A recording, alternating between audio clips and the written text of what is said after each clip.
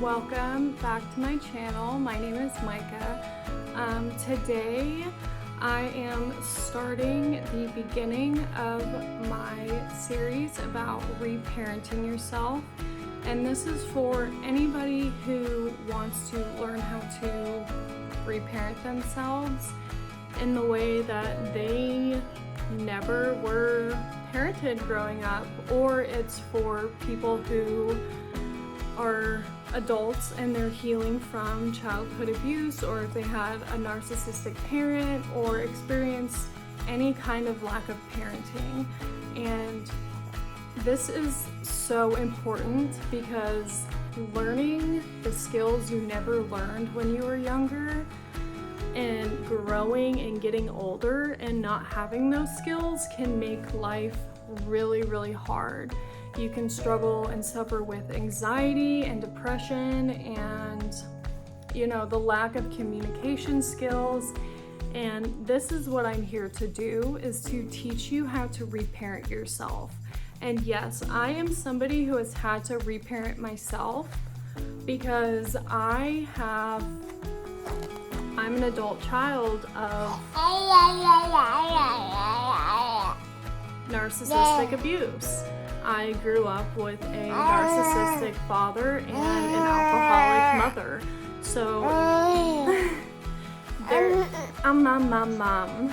So there's a lot of stuff that I did not learn growing up because my parents spent more time yelling and fighting and arguing and then putting it back on us than being parents, and that can cause a lot of struggles and a lot of issues for people and young adults. And this is part of the reason why you see older people, adults, people who are in their 60s and they act like children.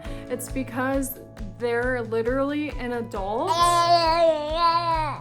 who has stunted growth from not being taught the things that they needed to for their nervous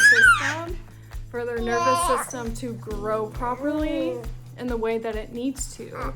And so that's why it's so important to teach your kids these things so they can grow up and not have to worry about reparenting themselves when they're 25, So thank you for tuning in, and today we're going to be talking about understanding emotions and where you feel them in your body so you can name them, because typically it's really, really common for people who grew up in abusive households to be numb to their feelings or their emotions. So they don't know how they're feeling half the time, and that's when it's like somebody's angry and they're obviously expressing anger, and then you ask like, what's wrong? What's going on? Why are you angry? And they're like, I'm not angry, and they express it in a way where they're angry, and it's because they can't tell that they're angry because they don't know how to name it. So thanks for tuning in, and let's get into it. So this right here is the feelings wheel, and I learned about this in therapy.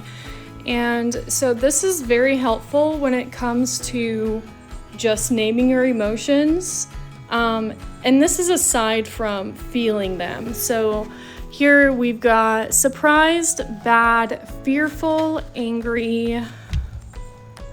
All right, sorry, the recording cut out, but we've got happy, sad, and it looks like disappointed.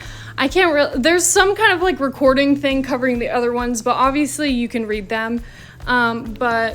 So this is what I used to help name my emotions. So feel free to look this up or save this video, but this is called the feelings wheel.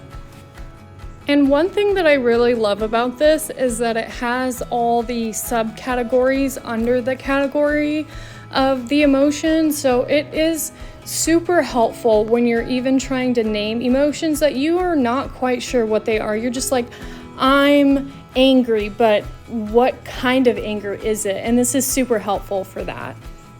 Okay, and so this is like a body map of where you may be feeling your emotions in your body. So this is also very, very helpful when it comes to naming your feelings and being like, where do I feel it in my body? So using both the emotions and the feelings wheel and this body map is super, super helpful in naming your emotions and feelings, because sometimes we feel something but we don't know how to name it.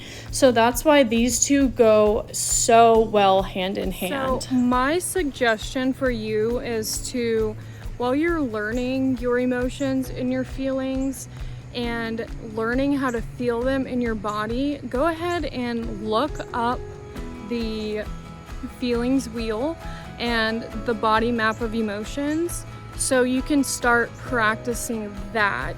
And then you can even print them out and keep them with you. And like, no shame if you carry around a little folder with them, so when you feel an emotion, you can whip it out and be like, how am I feeling? And then where do I feel it in my body? So you can go to it and be like, oh, this is depression. Oh, this is anger. Oh, this is sadness. Oh, this is love. Because not all of us know what we're feeling, and not all of us know how to name it, and that's okay. And it's really important to not be ashamed and having to learn that, because that's something we're supposed to learn as kids. And not all of us learn that, and that's okay. That's okay. And the beauty of it is that you get to do it now. So grieve it, because I know sometimes grief comes with that. Like, we wish we had parents that could teach us these things, and we wish we didn't have to teach ourselves. So just grieve it, cry it, feel it. You gotta feel it to heal it, and you got this. So keeping this video short and sweet, because healing can be stressful, it can be emotional.